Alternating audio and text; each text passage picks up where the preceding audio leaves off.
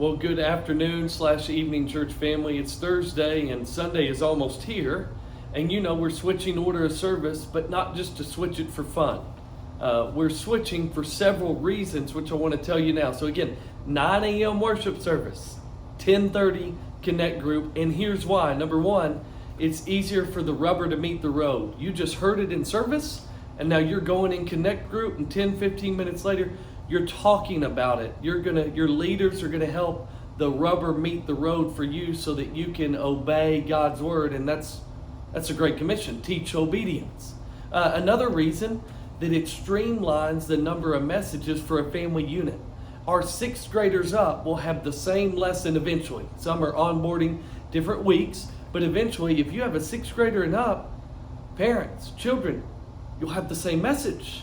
Therefore, you get in the car, you sit at the lunch table, you can talk about it, and you know what they were going to be talking about, and you can hold one another accountable for obeying God's word. And it's just, quite frankly, easier to discuss. You just heard it. Number 4, if you're counting, is a first-time guest or even an unbeliever doesn't have to have a deep Bible knowledge to go engage what they just heard further. They just heard it. They're familiar with it. They're not getting another message.